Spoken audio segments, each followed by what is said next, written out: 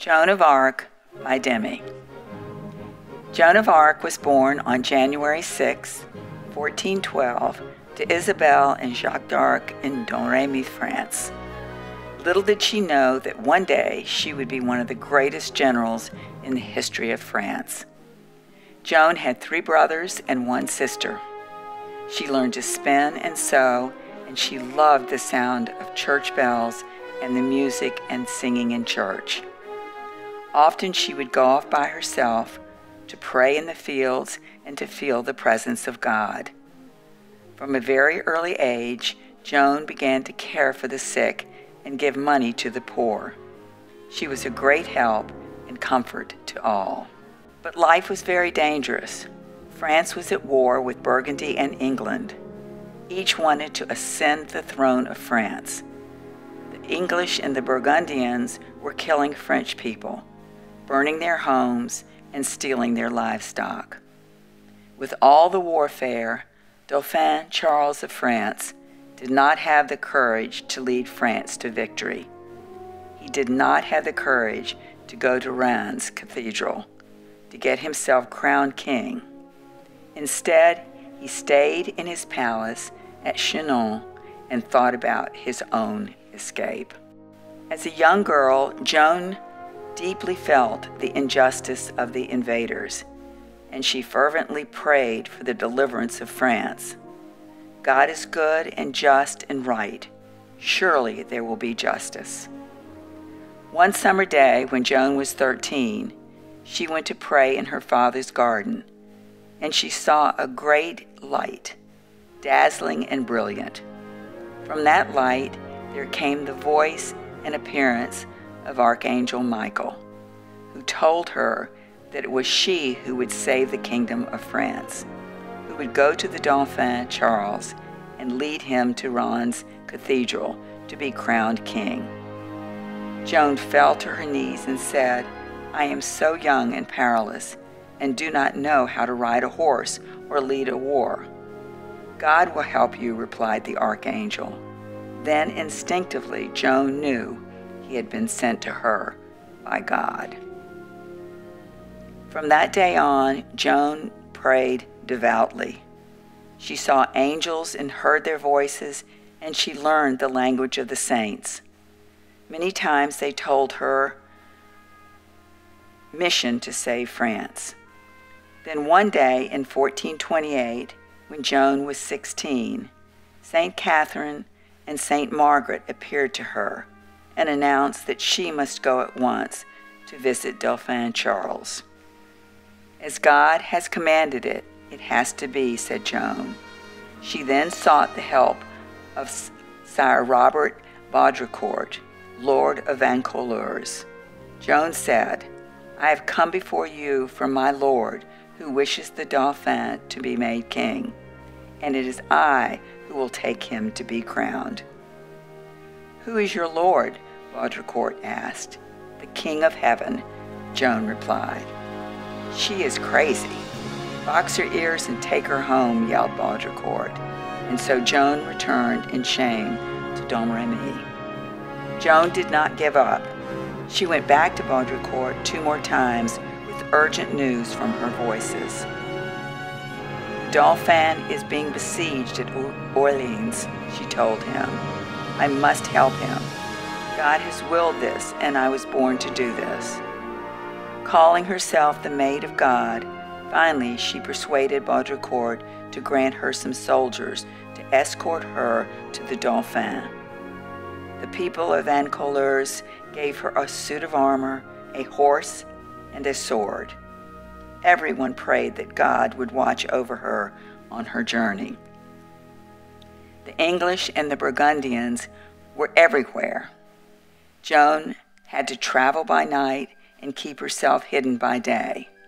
Her escorts began to lose heart and wanted to turn back, but Joan answered, "Fear nothing, for God is leading me." The court of Dauphin Charles could not agree on whether to receive Joan. Many urged the Dauphin not to see her at all. But Orleans was surrounded and about to fall to the English, and Joan was Dauphin's last hope of saving the city. So he had her admitted to his court. Still suspicious, Dauphin Charles decided to test Joan to see if she really was inspired by God. He dressed in plain clothes and put one of his nobles on the throne to impersonate the king. By the light of flaring torches, Joan entered the throne room. Joan had never seen Dauphin Charles before, but immediately her voices helped her single him out. Kneeling before him, she said, "Very noble Lord Dauphin, I am come and am sent by God to bring help to you and your kingdom, to raise the siege of Orleans and to crown you king." Still the cowardly Dauphin hesitated. Fearing Joan might be an evil sorceress, he sent her to be examined by learned and powerful churchmen. For 3 weeks, Joan boldly answered every question with great clarity and self-control. Swayed by Joan's faith, the churchmen finally agreed to accept her as their military leader. Amidst great cheering crowds, Joan rode to meet the French forces at Blois. Commander Dunois greeted her, and Joan said to him, "I bring you the best of help, that of the King of Heaven. It comes not from me, but from God himself." Joan's great confidence inspired everyone, and soon the battle for Orleans began. "Nothing is impossible with the power of God," Joan yelled from the center of the fight. With her banner that said Jesus, Maria, raised high, she gave great courage and hope to all the soldiers. Commander Dunois was jealous of Joan and wanted to grab victory for himself. Once during the battle, he ordered an attack on the bastion where Joan was resting, but the attack failed, and Dunois' French troops retreated in great disarray until Joan rushed to them. She forced the English to surrender and was led back in great glory to New Orleans. After 4 days, the English, who had been fighting for 8 months in Orleans, gave up the siege and withdrew. Often Joan disagreed with her commander's worldly advice and military tactics because she was listening to her voices and angels. Certain that she had heard the truth from the voice of God, she led her men with spirit and resolve and inspired them with boundless faith.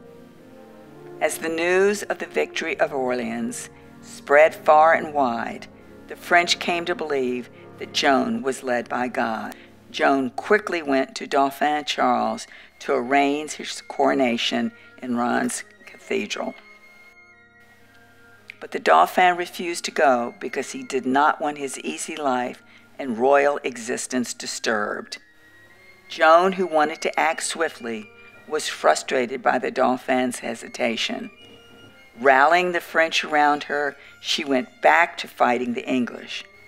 She won the battles of Jargeau, Meung, Bergancy, Patay, and Troyes. Finally, but still reluctantly, Charles agreed to go to Reims for his coronation. On July 17, 1429, cheering crowds and joyous music to the cathedral.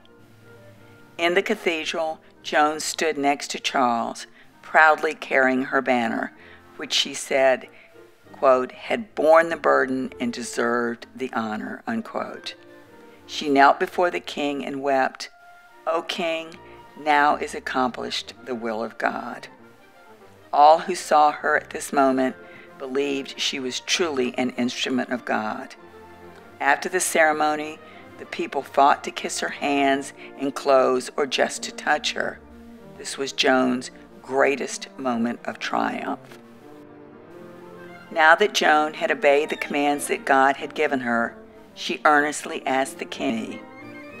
In all that she did, she had never thought of reward or self-glorification, but only of simple devotion to God, country, and king. Charles VII would not let her go, however. ordered her to remain in command of the royal army. At this command, a great indecision came upon Joan. Against her better judgment, she obeyed the king's voice and not her inner voices. As soon as she did this, her voices deserted her. Her saints and angels fled, and she felt defeated. Still, Joan wanted to help the king and win back Paris for the French, but the king was slow to act, and so the English had plenty of time to build their defenses. Finally, the king decided to allow Joan to lead a small band of soldiers to fight the enemy northeast of Paris. However, Joan and her men were driven back, and Joan was severely wounded in the thigh. She had to be dragged away from the ramparts and forced to abandon the fight. This was Joan's first defeat, and immediately the French began to doubt her powers. They wondered if God was still on her side. One sent by God, they said, could never be defeated. They did not realize that after the coronation, Joan had followed the king's will and not the will of God. When King Charles VII heard of the defeat near Paris, he refused to allow Joan to launch any further attacks.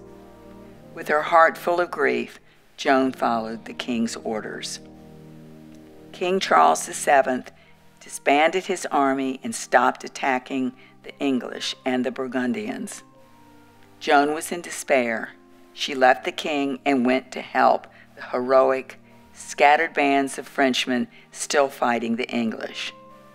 Joan managed to capture Saint-Pierre-le-Moutier and tried to besiege Le Chartres-sur-Loire. Next, she went to Champagne to help a French garrison fight the English and the Burgundians there. Again, Joan and her army had to retreat. For when they came to the walls of Champagne, they found the gates were shut. The French commander whom Joan had come to assist had shut her out. Joan defended herself until a troop of Burgundians rushed upon her. Even then, she did not surrender, but was forcibly dragged off on her horse. From the walls of the city, the French governor saw her taken prisoner, but did not raise a finger to save her. With her back against the bank of the moat, Joan fell into the hands of her enemies, the Burgundians. They sold her to the English, and King Charles VII of France, whom Joan had set on the throne, never even offered a ransom. Shut up in a dungeon at Rouen, Joan was guarded night and day by soldiers and forced to endure their brutality. On February 21st, 1431, at age 19, Joan's trial began.